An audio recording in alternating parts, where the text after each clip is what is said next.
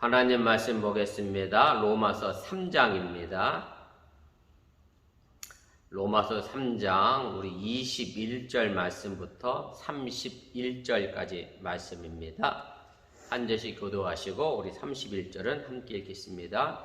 이제는 율법 외에 하나님의 한 의가 나타났으니 율법과 선지자들에게 증거를 받은 것이라. 곧 예수 그리스도를 믿음으로 말미암아 모든 믿는 자에게 지치는 하나님의 의나 차별이 없느니라. 모든 사람이 죄를 범하였음에 하나님의 영광이 이르지 못하더니 그리스도 예수 안에 있는 성령으로 말미암아 하나님의 은혜로 값없이 의롭다 하심을 얻은 자 되었느니라. 이 예수를 하나님이 그의 피로써 믿음으로 말미암는 화목제물로 세우셨으니 이는 하나님께서 길이 참으시는 중에 전에 지은 죄를 관고하심으로 자기의 의로우심을 나타내려 하심이니 곧 이때 자기의 의로우심을 나타내사 자기도 의로우시며 또한 예수 믿는 자를 의롭다 하려 하심이라. 그런즉 자랑할 데가 어디이냐 있을 수가 없느니라. 무슨 법으로냐 행위로냐 아니라 오직 믿음의 법으로니라. 그러므로 사람이 의롭다 하심을 얻는 것은 율법의 행위에 있지 않고 믿음으로 되는 줄 우리가 인정하노라. 하나님은 다만 유대인의 하나님이시냐 또한 이방인의 하나님은 아니시냐. 진실로 이방인의 하나님도 되시느니라. 할례자도 믿음으로 말미암아 또한 무할례자도 믿음으로 말미암아 의롭다 하실 하나님은 한 분이시니라. 그런즉 우리가 믿음으로 말미암아 율법을 파기하느냐 그럴 수 없느니라. 도리어 율법을 굳게 세우느니라. 아멘. 예, 오늘은 10번째 시간입니다. 믿음을 통한 하나님의 의라고 하는 그런 제목 속에서 오늘 말씀을 함께 나누려고 합니다. 로마서 이제까지 내용이 이제 하나님의 의가 이제 필요했다 그러면서 유대인이건 이방인이건 모두가 하나님 앞에 이제 죄인이고 이제 타락했고 율법의 행위로는 도저히 우리가 구원받을 수 없다. 그리고 지난 시간에 율법의 그럼 역할은 뭐냐? 바로 죄를 깨닫게 하는 것이다 라는 것으로 이제 끝을 냈습니다. 그래서 그럼 율법이 죄를 깨닫게 했으면 우리가 구원을 받아야 하는데 그럼 구원받을 수 있는 길이 도대체 뭐냐 라고 하는 그 내용을 오늘 이제 3장 21절에서부터 앞으로 4장 25절까지 이제 사도 바울이 그 이야기를 이제 전개를 해 나가게 됩니다. 그래서 오늘 그 첫째 시간에 믿음을 통한 하나님의 의가 오늘 우리에게 주어졌다라고 이야기하고 있고요. 우리가 다음 시간에 얘기하겠습니다만은 그럼 그 하나님의 의로 구원받고 의롭게 된 사람이 그 첫 번째 예를 아브라함을 가지고 예를 들게 되는데 아브라함이 사실은 유대인에게 있어서도 조상일 뿐만 아니라 이방인들에게도 아브라함이 조상이었기 때문에 이제 이 아브라함을 선례로 사도 바울이 그 이야기를 증거하는 것을 뒷받침하는 논증으로 삼게 됩니다. 그래서 오늘 내용분해 속에 있는 이제 3번까지 말씀을 제가 전해드렸고요.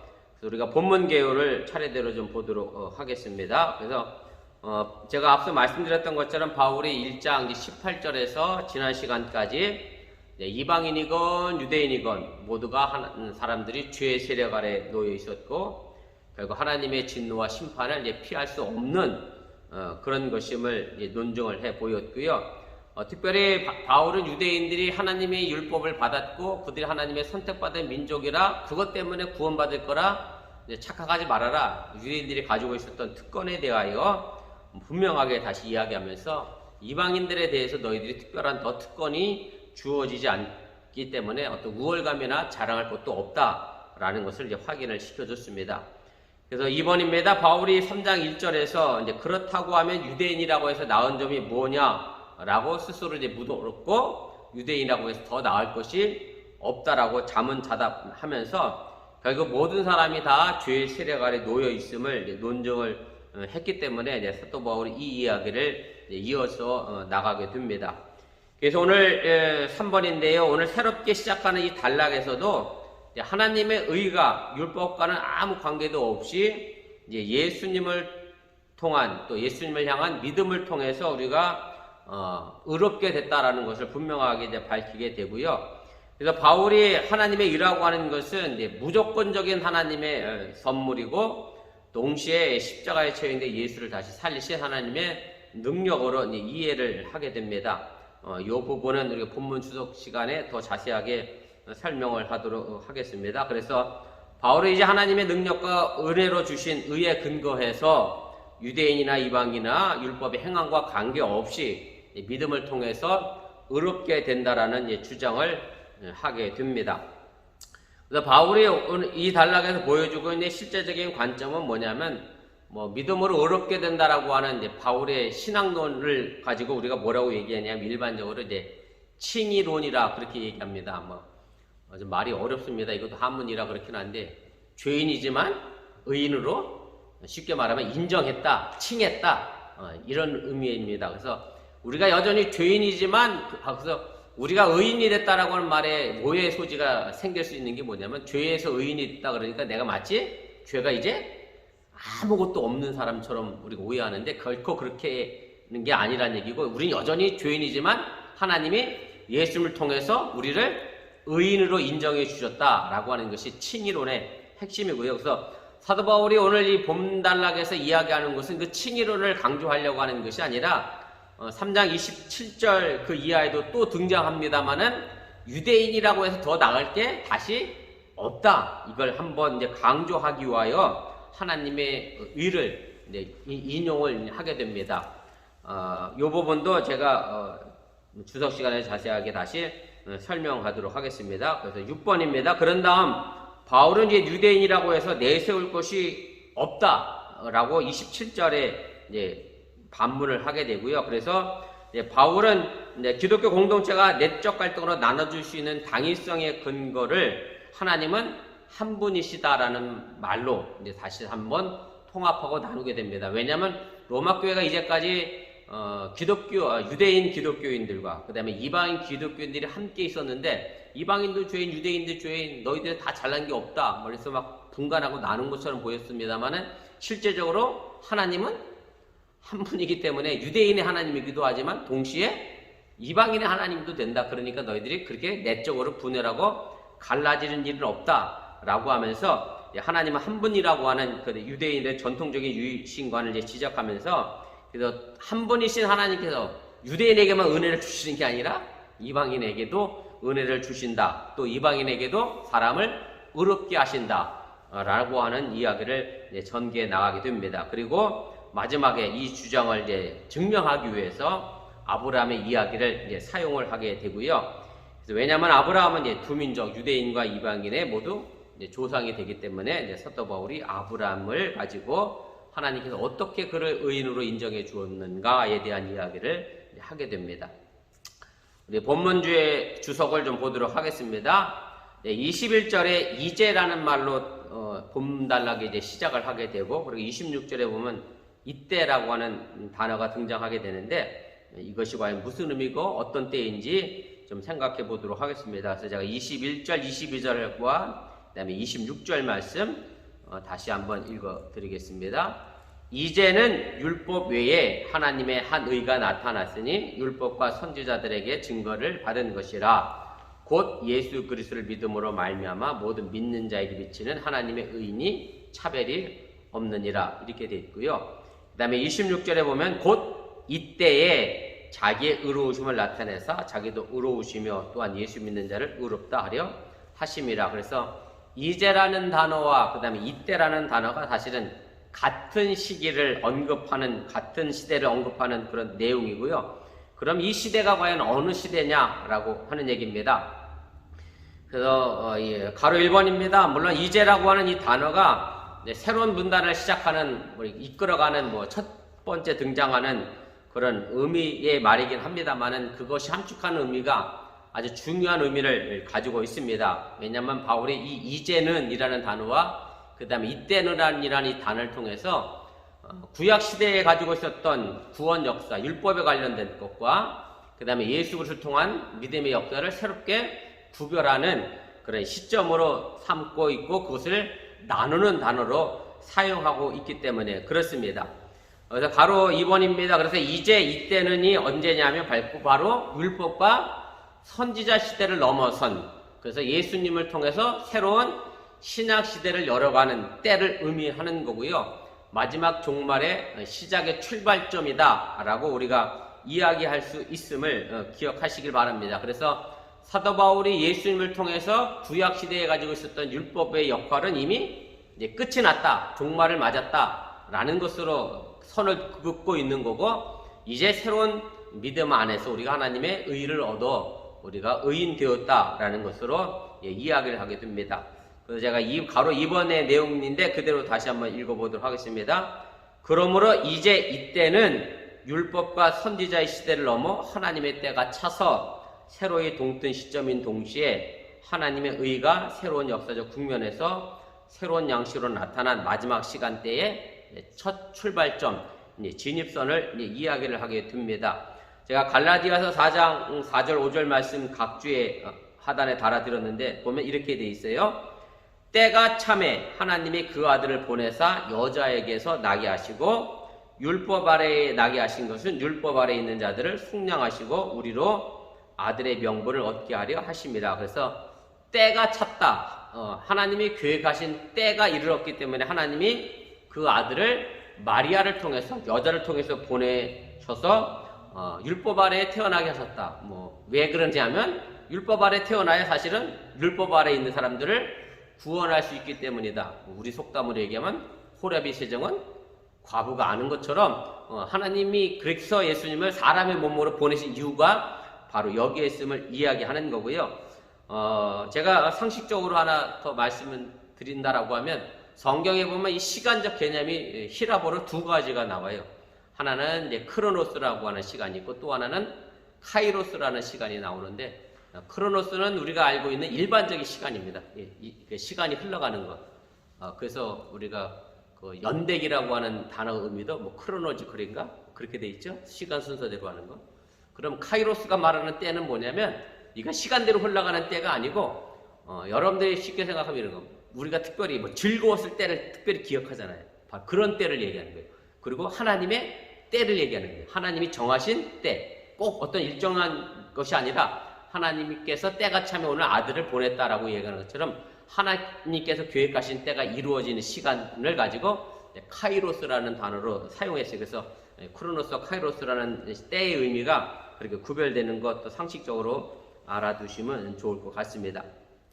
3번입니다. 그래서 이제 율법 말고 또 다른 하나님의 의가 나타났다라고 사도 바울이 이렇게 지적을 하면서 21절을 시작을 하게 되는데, 그래서 율법 말고 다른 하나님의 의가 나타나는 것은 바로 예수님을 통해서 하나님의 의가 나타났다는 것을 이제 보여주는 것이고요. 그래서 율법 외에, 율법 말고라고 하는 이 말의 의미는 더 이상 구약의 율법이 혹은 모세의 율법이 새롭게 펼쳐지는 구원 역사에 관여할 필요가 없음을 분명하게 이제 선을 긋고 있음을 보게 됩니다. 그래서 바꿔 말하면 모세의 율법과 새로운 구원의 역사의 지평은 이제 별개의 문제라고 하는 것이고, 피자 직접적 관련이 없고 그 율법의 이상은 이미 죄를 알게 하는 기능으로 정리된 것으로 우리가 지난 시간에 이야기를 했습니다. 4번입니다. 율법 외라는 단어를 시작하더니 21절 마지막 부분에 보면 사도 바울이 또 이런 말도 했어요. 율법과 선지자들에게 받은 것이다 라고 얘기하고 있는데, 이 얘기는 뭐냐면 율법 말고 그러니까는 율법은 완전히 쓸모없는 것처럼 우리가 오해할 수 있는 소지가 있기 때문에 사도 바울이 의도적으로 이 부분을 삽입한 것이 아닌가 그렇게 보여지게 되고요. 예수님께서 이 땅에 오신 것, 쉽게 말하면 하나님의 의가 율법 말고 예수님을 통해서 다시 나타났는데, 그럼 그 하나님의 의가, 예수님을 통해서 나타나는 의가 어느 날 갑자기 하루아침에 뚝 떨어진 것이 아니라고 하는 얘기고요. 이미 구약시대의 율법과 선지자들을 통해서 우리 준비시켜 주셨고 우리에게 보여주신 것이라고 하는 것을 이제 이야기를 하게 됩니다. 그래서 제가 4번 다시 한번 읽겠습니다. 율법과 선지자들에게 증거를 받은 것이다 라는 말은 바울이 새로 나타난 하나님의 의가 이전 시대와 단절된 것이 아니다. 그로부터 이미 예비되어 있었다. 그래서 예수님께서 이 땅에 오셨던 것은 구약시대부터 이미 예언된 그런 말씀이었음을 이야기하는 거고요. 앞에 표현 율법 외에라는 문구가 줄 수 있는 오해의 소지를 없애고 구약 성서에 하나님과 예수 그리스도를 통해 신약 시대에 새롭게 계시된 하나님의 결국은 같은 한 분, 한 하나님이라는 것을 보여주려고 한 의도가 이 문장 속에 있음을 여러분들이 또 기억하시기를 바랍니다. 가로 5번입니다. 그래서 이 하나님의 의는 예수 그리스도를 믿음으로 말미암아 나타난 것인데, 예수 그리스도를 믿음으로 말미암아는 결국 예수 그리스도에 대한 신앙을 전제를 하고 있는 것이고요. 그래서 바울은 그리스도를 신앙의 대상으로 이해했다라고 하는 얘기입니다. 그래서 제가 이 부분도 한번 말씀드렸습니다만은 예수라는 말을 쓰면 주로 역사적으로 활동했던 사람의 초점이 맞춰져 있다 생각하시면 틀리지 않고, 그 다음에 그리스도라고 하는 단어의 속에는 역사적 예수 말고 신앙적으로 우리가 뭐랄까요, 믿는 그런 의미의 단어라고 하는 것을 꼭 기억하시기 바랍니다. 그래서 예수 그리스도가 사실은 동시에 같이 쓰여지는 것이 맞는 표현일 수 있어요. 왜냐하면 그리스도만 강조하게 되면 마치 예수님은 역사 속에서 살아있지 않았던 사람으로 단순한 신앙의 대상으로만 생각할 수 있고, 또 예수만 강조하다 보면 역사적 예수, 인간의 예수만 강조하면 신앙적인 어떤 그리스도의 모습도 사라지게 되기 때문에 사실 이 두 가지 균형이 잘 맞아야 함도 여러분들이 이해하시면 좋겠습니다.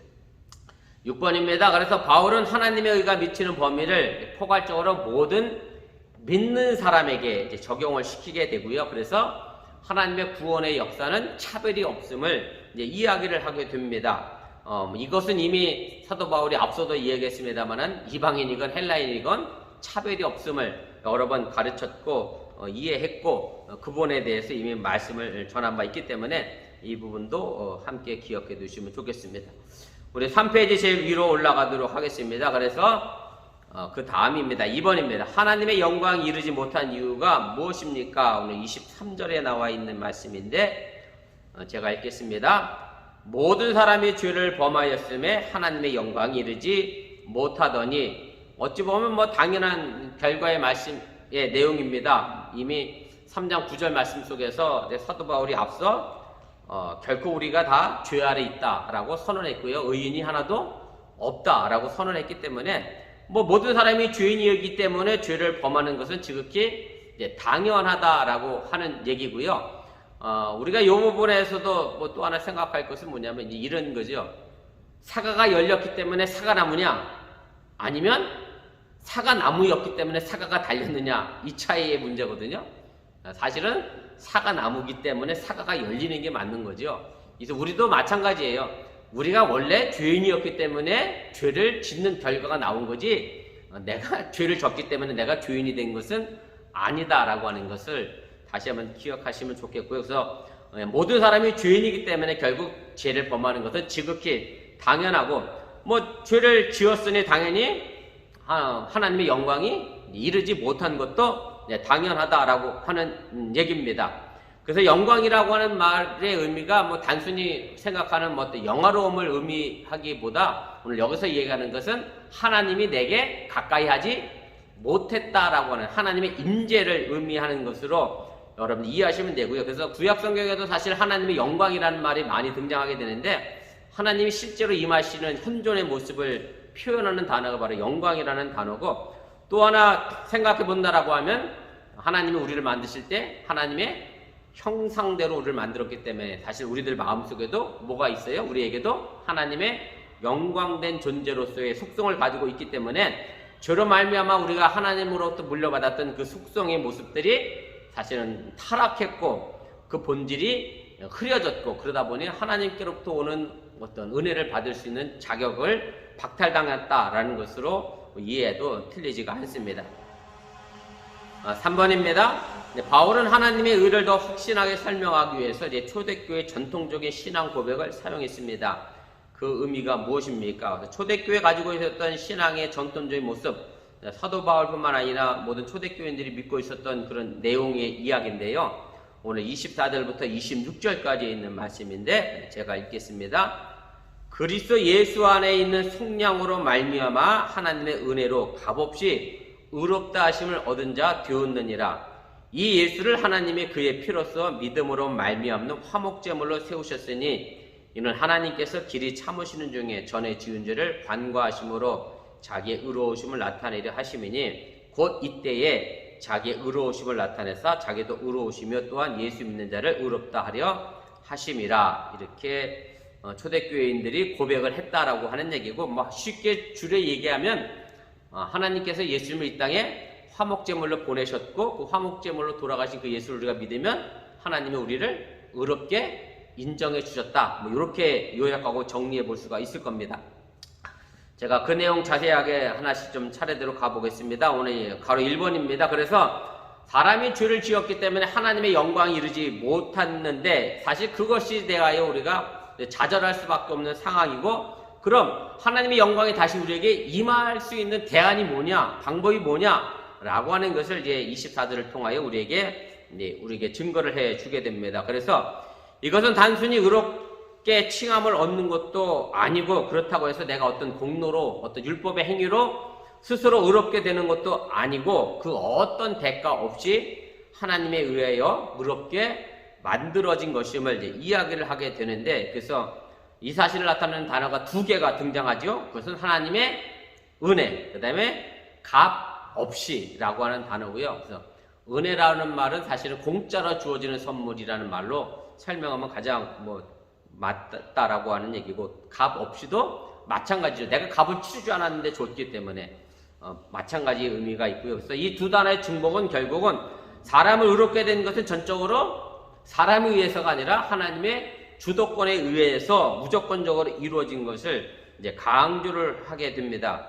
물론 사람 편에서 그 밑에 제가 쓰기도 했습니다만은, 사람 편에서는 무조건적이지만 하나님 입장에서는 그 말한 대가를 이미 치렀다는 거예요. 그게 누구냐면 바로 독생자 아들 예수를 우리에게 보내신 것, 그것이 이미 하나님이 대가를 치른 거기 때문에 우리 편에서 볼 때 아무 대가 없는 것이지, 하나님 편에서는 그렇지 않다라는 것도 이해하시면 되겠습니다. 그래서 그 무조건적인 하나님의 은혜가 이제 그리스도 안에서 속량이라고 하는 사건을 통해서 이제 현실화됐다. 그래서 지금은 이제 속량이라고 하는 단어로 번역이 되어 있는데, 개역 성경에는 이것이 구속이라는 단어로 번역이 되어 있었어요. 그래서 구속, 구원. 근데 이 구속이라는 말이 참 애매한 게, 우리가 감옥 가도 못 됐다 그러죠? 구속됐다 그래서 약간 그 단어랑 한문이 달라서 그래요.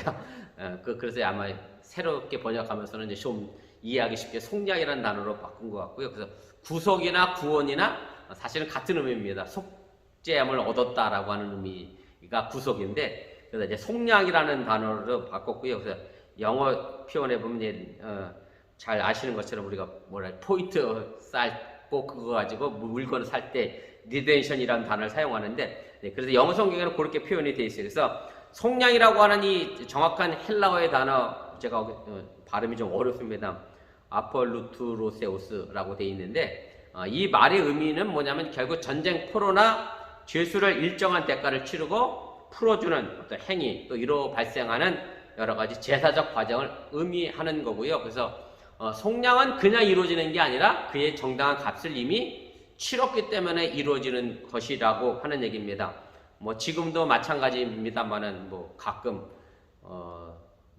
우리나라 선박이 외국 선박이 납치가 돼서 선원을 구원해낼 때 꼭 대가를 지불하고 데려오는 경우가 지금도 있는 것처럼 바로 속량의 의미가 그런 의미가 있다라고 하는 얘기고, 4번입니다. 제가 아까 말씀드렸던 얘기인데요. 속량, 이 구속은 우리 사람의 편에서 볼 때는 아무 대가 없이 순전히 하나님의 은혜로 주어진 선물이지만, 하나님 편에서는 볼 때는 그렇지 않다라고 하는 얘기고, 이게 공의의 하나님이라고 하는 문제, 그리고 사랑의 하나님이라고 하는 문제가 동시에 어찌 보면 좀 부딪히고 그것이 서로 상반되는 의미의 내용으로 사용될 수 있는데, 그렇지 않다는 것을 분명하게 보여준 사건이 바로 십자가의 사건이라고 하는 얘기입니다.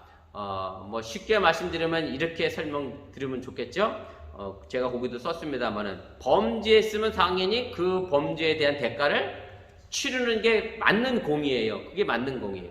근데 하나님은 사랑의 하나님이라 그냥 우리를 용서해 줘도 사실은 무방한데, 그렇게 되면 뭐가 걸리느냐면 공의와 걸리는 거예요. 공의와. 그래서 하나님은 공의롭지도 하시면서 동시에 사랑의 하나님이기 때문에 그 죄를 예수님을 통해서 죄 씻음 받게 하시고 예수님을 공의로 다스리시고 심판하시고 우리에게는 속량을 허락하셨다라고 하는 얘기는 것을, 그리고 그 십자가가 바로 사랑과 공의의 가장 상징적인 의미임을 다시 한번 기억하시면 좋겠습니다.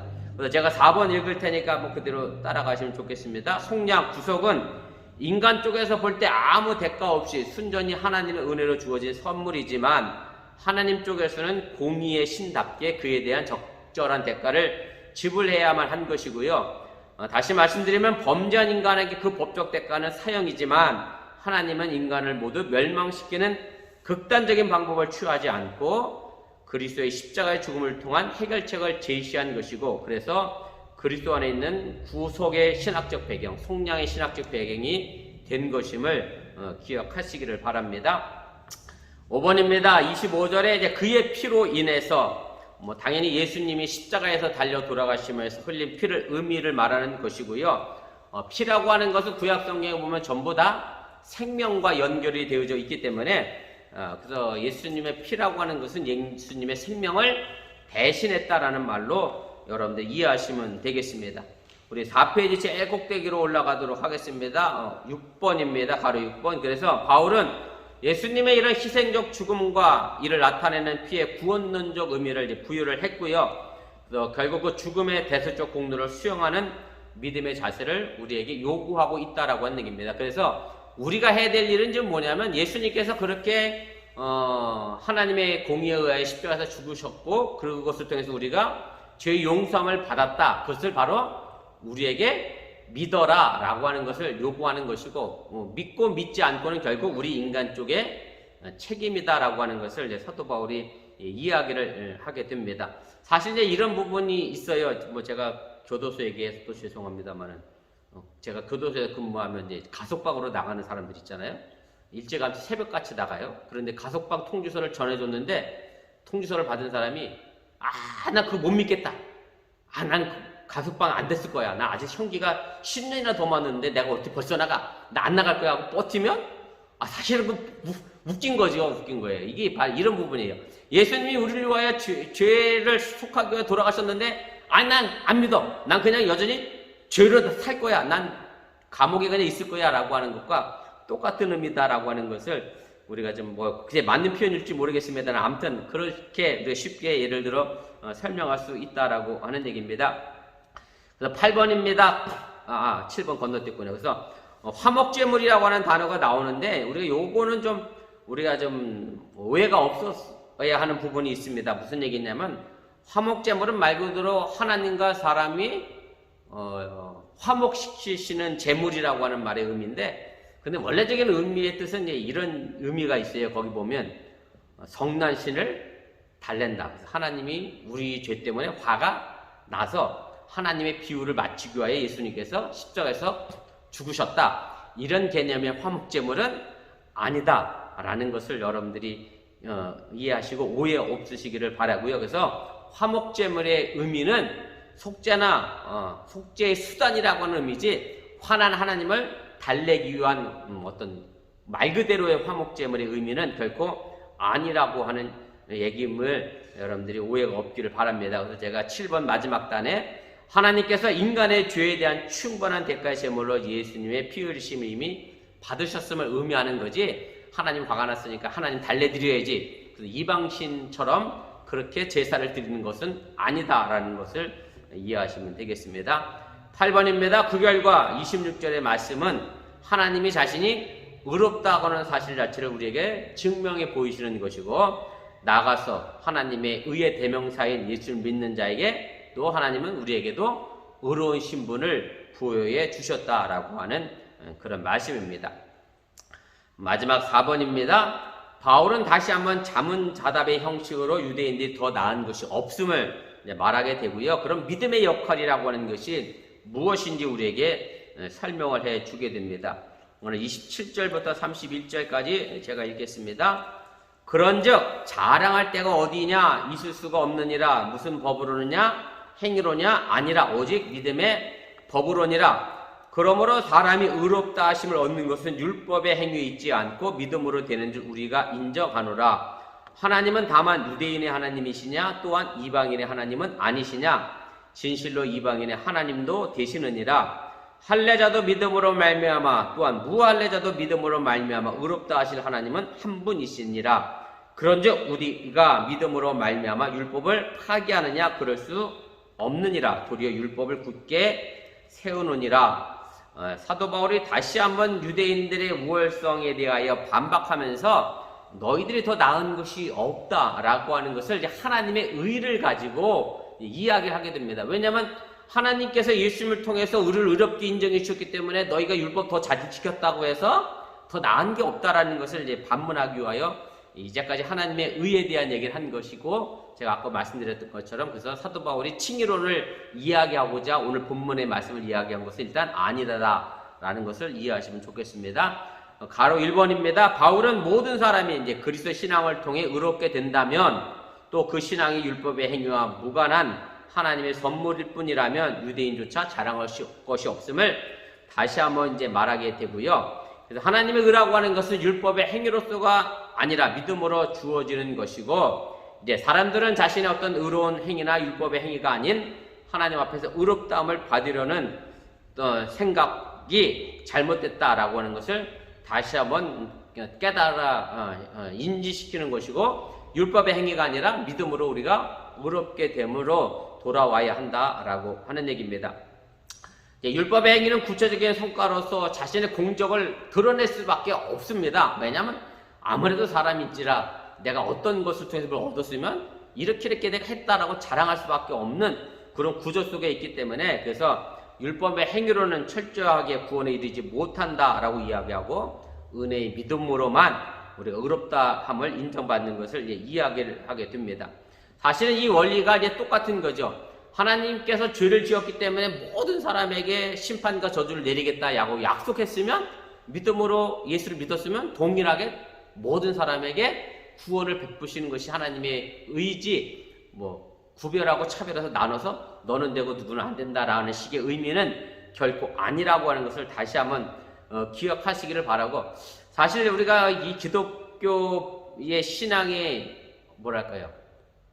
어찌 보면 편협하기도 하고 어찌 보면 편협하지 않습니다. 근데 사실은 우리가 너무 편협성을 강조하면 기독교가 뭐랄까요? 이 세상에 홀로 동떨어진, 쉽게 말하면 우리는 구원받고 너희는 다 저주받고 죽어야 될 백성이다 라고 하는 개념으로 우리가 기독교를 이해하시면 안 되고, 왜냐하면 하나님은 우리 하나님만 아니라 누구의 하나님이기도 하셔요? 저기서 멸망당하시는 사람의 하나님이기도 하기 때문에 우리 기독교끼리 모여야지라고 하는 편협의 생각을 벗어나서 사실은 온 인류를 다스리고 계신 하나님의 넓은 사랑의 의미를 생각해서 그들에게도 복음이 전파되도록 우리가 확대되어지고 개방되어져야 한다라고 하는 사실을 꼭 기억하시기를 바랍니다. 그래서 제가 4번, 5번인데 함께 읽도록 하겠습니다. 바울은 모든 사람들이 하나님 앞에서 똑같은 죄인이라는 전제 아래 똑같은 원리를 구원에도 적용시키고 있는 것이고요. 다시 말씀드리면 구원은 누구에게나 똑같이 믿음을 통해서만 주어진다라고 하는 얘기입니다. 5번입니다. 바울은 또한 정통적인 유대인들의 유일신간을 확대 해석해서 모든 사람들의 하나님이심을 밝힙니다. 이로써 바울은 유대인 혹은 경건한 자의 전유물로 삼으렸던 편협한 율법과 하나님에 대한 이해를 쇄신하도록 넓혀갔다라는 것을 꼭 기억하시고, 우리는 그런 편협한 신앙의 모습이 아니라 확대되어지고 열려진 신앙의 의미, 개방성을 우리가 가지고 있어야 한다는 사실을 꼭 기억하시기를 바랍니다. 6번입니다. 또 만물의 창조자이시고 모든 사람의 심판자이신 하나님은 또한 모든 사람의 구원자가 되신다라고 하는 얘기고요. 그래서 바울은 그리스도인들이 예수 그리스도에 대한 믿음을 내세워 모세 율법을 아예 무효로 만든다고 생각하지 말아야 함을 주장을 하게 됩니다.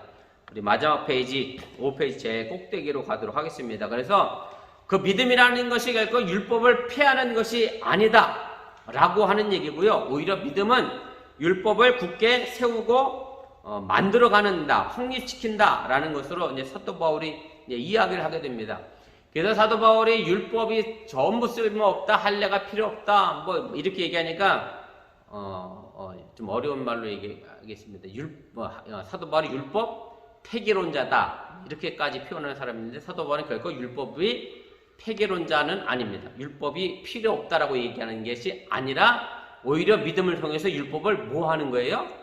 완성시키는 것이다 라는 것을 이야기를 하게 됩니다. 이게 쉽게 말하면 행함과 마음이 함께 있어야 한다라고 하는 얘기입니다. 그동안 사도 바울이 율법을 자꾸 폐기하려고 했던 이유가 뭐냐면 유대인들이 모는 없이 하나님을 향한 마음과 존경과 사랑 없이 뭐만 지켜왔기 때문에 율법만 지켜왔기 때문에 율법이 필요 없다라고 얘기한 거고요. 그래서 하나님에 대한 믿음과 사랑과 신앙을 가지고 있으면 당연히 모는 율법은 완성되어지는 겁니다. 그래서 갈라디아에서 이 부분을 이제 분명하게 이야기를 했는데 그게 9번이거든요. 9번 제가 읽겠습니다. 바울은 율법과 믿음이 서로 굳게 세우는 방향으로 갈라디아에서 사랑으로 역사하는 믿음을 말하게 되고요. 그리스도의 신앙의 궁극적 목표와 그 결실이 마침내 사랑일 수밖에 없다는 것을 이야기하게 됩니다. 사랑은 모든 율법 조항을 그리스도의 법으로 요약, 응축한 율법의 핵심이라고 하는 얘기고, 그래서 바울은 뒤에 그 사랑이 율법의 완성이라 그렇게 선언을 하게 됩니다. 로마서 13장 10절 각주 8번인데 보세요. 사랑은 이웃에게 악을 행하지 아니하나니 그러므로 사랑은 율법의 완성이니라. 쉽게 말씀드리면 사랑이라는 마음을 갖고 있으면 모든 율법을 다 지킬 수 있어요. 다 그게 율법의 내용이 사랑과 연결되어져 있다라고 하는 얘기입니다. 제가 뉴스들한테 이런 예를 한번 들은 적이 있었는데 좀 극단적인 예일 수도 있는데 교통신호를 굳이 빨간불, 초록불, 노란불 이거 아니어도 지킬 수 있는 방법이 있다 그랬어요. 뭐냐면 내가 상대방이 운전하는 사람을 사랑하는 마음이 있으면 얼마든지 그건 지킬 수 있다. 왜냐하면 내가 지킴으로 해서 누구를 살려낼 수 있으니까 저 사람의 사고를 예방할 수 있기 때문에 굳이 내가 율법적으로 빨간불인가 서야지가 아니라 내가 누구를 사랑하면 그 사람을 위해서 내가 얼마든지 시도적으로 지킬 수 있다라는 그런 예를 들었는데 사실 그렇습니다. 사랑이란 마음을 갖고 있으면 10계명, 10계명 모두 우리는 다 지켜낼 수 있어요. 다시 그게 자꾸 빠지니까 계명을 항목별로 조목별로 나눠서 뭐 이렇게 죄의 목록을 좀 만들어낼 수밖에 없었지만 결국 하나님 사랑과 이웃 사랑이면 이 세상에 있는 모든 법을 다 지켜낼 수 있는 힘이 된다라고 하는 얘기고, 그래서 사도 바울이 말하는 율법은 필요 없다가 아니라 오히려 그 사랑과 그 믿음이 율법을 완성시키는 아주 중요한 것임을 선언했음을 기억하시고 바로 이 사랑과 이 믿음을 가지고 우리 어번교회는 율법을 더 완성시켜 나갈 수 있기를 바랍니다. 좀 웃긴 사람들이 가끔 있어요. 무슨 얘기냐면 내가 예수를 믿음으로 나는 죄 용서함을 받았다. 그러니까 나는 뭐 이런 거요, 이런 세상법에 관여하지 않는다. 이렇게 얘기하는 사람들이 가끔 있어요. 근데 그건 큰 잘못이라고 하는 얘기고, 내가 예수님을 믿음으로 구원을 받았으면 오히려 더 세상 사람들보다 더 세상법을 뭐 해야 돼요? 잘 지켜야 되는 거예요. 그게 바로 율법의 완성임을 꼭 기억하시기를 바랍니다.